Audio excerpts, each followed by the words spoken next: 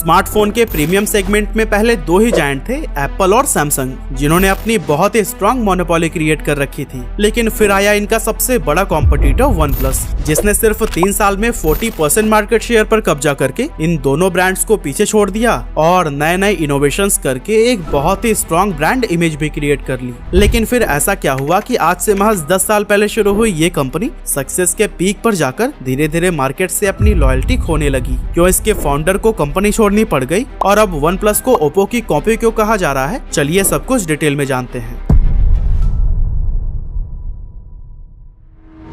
तो दोस्तों, one plus के को फाउंडर कार्ल पाई 2010 में अपनी स्टडी के दौरान ही नोकिया कंपनी में काम करने लगे थे। वहां 3 महीने तक काम करने के बाद उन्होंने कंपनी छोड़ दी और उसके बाद ओप्पो को ज्वाइन कर लिया। उस दौरान उन्होंने बहुत से स्मार्टफोन्स देखे और उनके फीचर्स को समझा, लेकिन किसी भी फोन से उन्हें 100% सेटिस्फेक्शन नहीं मिल पाया। साथ ही उन्होंने ये भी नोटिस किया कि किसी फोन का डिजाइन अच्छा होता है तो वो फीचर्स में मार खा जाता है, और अगर किसी के फीचर्स अच्छे होते हैं तो फिर डिजाइन नहीं। और अगर इक्का दुक्का कोई स्मार्टफोन इन दोनों क्राइटेरिया को थोड़ा बहुत फिल भी कर लेते तो फिर उसकी प्राइस इतनी ज्यादा हाई होती है कि हर कोई इसे अफोर्ड नहीं कर सकता था। और दोस्तों, इसी मार्केट गैप को देखते हुए कार्ल पाई ने एक ऐसा स्मार्टफोन बनाने का सोचा जो डिजाइन और फीचर्स दोनों में ही बेस्ट हो, साथ ही इसकी प्राइस कैटेगरी भी मिड रेंज हो, ताकि मैक्सिमम लोग बजट में भी एक प्रीमियम फोन इस्तेमाल कर सके। अब अपने इन्हीं आइडियाज के साथ कार्ल पाई ने ओप्पो कंपनी को छोड़ दिया और अपने एक दोस्त पेटे लाओ के साथ मिलकर वन प्लस नाम की कंपनी बनाई, जिसका मतलब था कॉम्पिटिटर्स से 1 स्टेप आगे।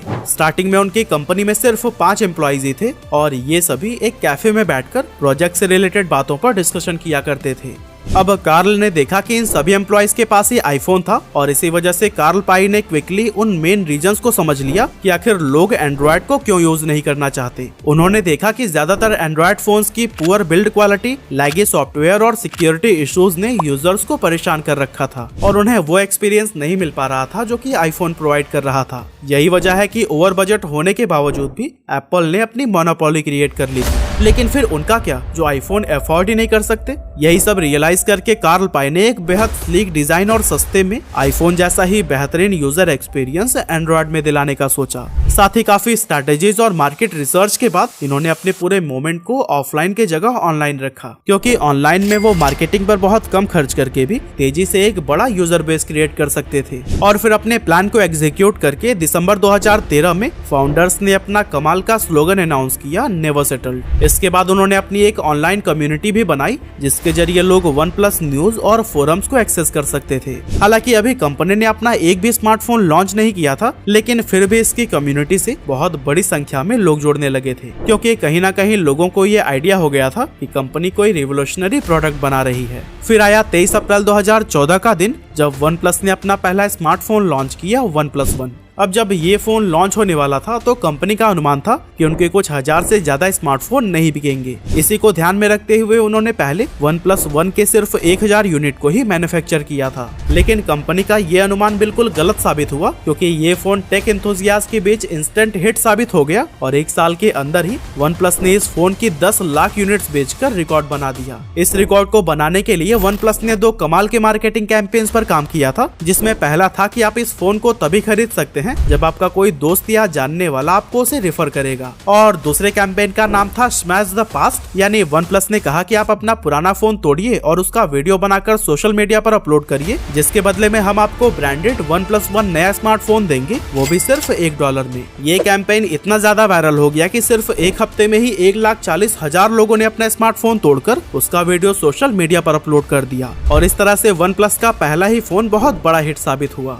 अब इतनी बड़ी सक्सेस के बाद वन प्लस ने ओवर कॉन्फिडेंस में आकर तुरंत ही अपने दूसरे स्मार्टफोन को प्लान करना शुरू कर दिया और बेहतरीन यूजर एक्सपीरियंस को प्रोवाइड करना भूलकर एक ऐसी गलती कर दी कि कंपनी की रेपुटेशन खराब होने लगी। हुआ यूं कि कंपनी ने अपने OnePlus 2 मॉडल के लिए स्नैपड्रैगन 800 सीरीज प्रोसेसर को सिलेक्ट किया, जिसमें पहले से ही काफी हीटिंग इश्यूज मौजूद थे। लेकिन कंपनी को लगा कि वो इस प्रॉब्लम को अपने सॉफ्टवेयर ऑप्टिमाइजेशन के थ्रू सॉल्व कर लेंगे। इस तरह से 28 जुलाई 2015 को OnePlus 2 लॉन्च हो गया, जिसे लगभग 20 लाख लोगों ने प्री बुक किया था। लेकिन जब उन्होंने इस फोन को खरीदा तो उन्हें हीटिंग इश्यूज आने लगे, साथ ही unresponsive fingerprint sensor, dual SIM selection issue और इसी तरह के ना जाने कितने प्रॉब्लम्स यूजर फेस करने लगे। और यही वजह थी कि OnePlus 2 पूरी तरह से फ्लॉप हो गई। अब इस फेलियर के बाद OnePlus ने बजट फोन सेगमेंट में एंटर करने का सोचा ताकि वो और भी बड़ा यूजर बेस क्रिएट कर सके। इसके लिए 2015 में ही उन्होंने अपने तीसरे स्मार्टफोन OnePlus X को लॉन्च कर दिया, वो भी सिर्फ 17,000 रुपए में, जिसमें 8 megapixel selfie camera, 13 megapixel main camera, 16 GB internal memory और 3 GB रैम जैसे बेहतरीन फीचर्स थे। लेकिन शायद OnePlus ये भूल गया कि इस सेगमेंट में पहले से ही काफी सारा भीड़ है और यहाँ उसे बहुत स्ट्रॉन्ग कंपटीशन का सामना करना पड़ेगा। और कुछ इसी तरह के प्रॉब्लम्स को फेस करके OnePlus 2 के बाद अब OnePlus X भी फेल हो चुका था। अब 2 बड़े फेलियर के बाद से OnePlus को यह रियलाइज हो गया कि लोग उन्हें कम बजट वाले फोन के लिए नहीं चुनते हैं, बल्कि उनकी डिमांड मिड रेंज प्राइस में प्रीमियम फोन्स के लिए है। और फिर अपने नेक्स्ट फोन को बनाने से पहले उन्होंने अपनी कम्युनिटी से फीडबैक लिया और सभी कमियों को दूर किया। और आखिरकार OnePlus ने 14 जून 2016 को अपना चौथा स्मार्टफोन फिर से प्रीमियम सेगमेंट में लॉन्च किया, जो था OnePlus 3।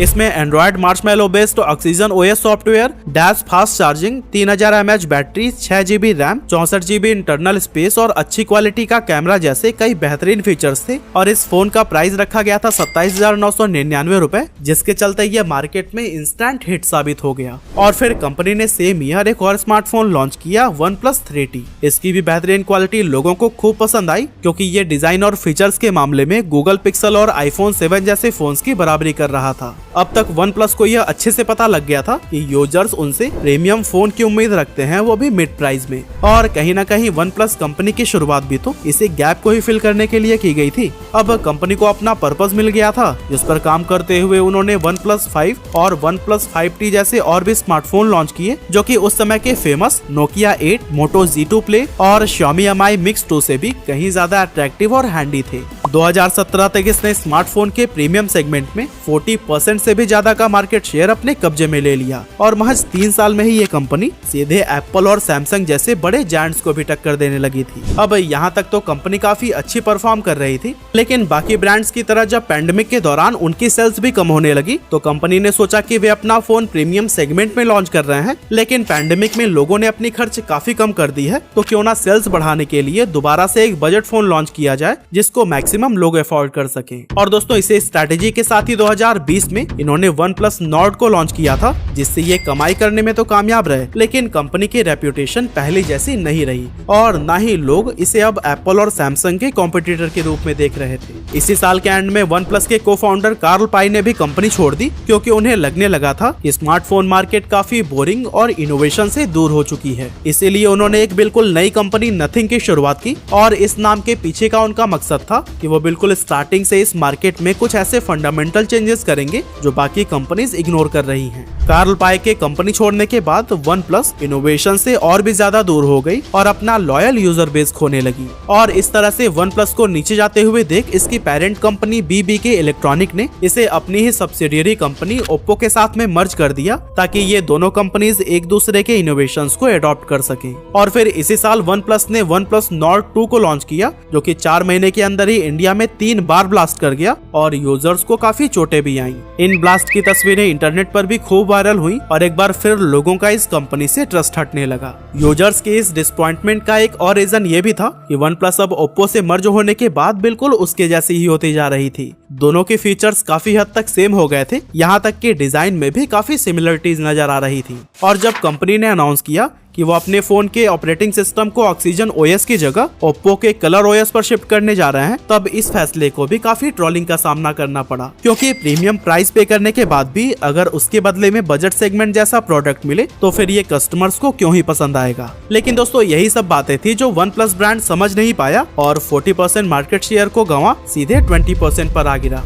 वैसे भले ही आज इस कंपनी ने अपनी रेपुटेशन और ट्रस्ट को काफी हद तक गंवा दिया है, लेकिन अब भी हम ये नहीं कह सकते कि ये कंपनी कम्प्लीटली बर्बादी के कगार पर खड़ी है, क्योंकि अगर ये वापस से अपनी पुरानी वाली स्ट्रैटेजी पर काम करती है, जैसे कम्युनिटी से जुड़ना, उनकी प्रॉब्लम को समझना, नए नए इनोवेशंस करना और अपने सेगमेंट को आइडेंटिफाई करके उसमें पकड़ बनाना, तो नो डाउट वापस से ये अपनी पोजीशनिंग पाने में कामयाब हो सकती है। वैसे OnePlus को वापसी के लिए क्या करना चाहिए, आप अपना ओपिनियन भी हमें कमेंट में जरूर बताइएगा।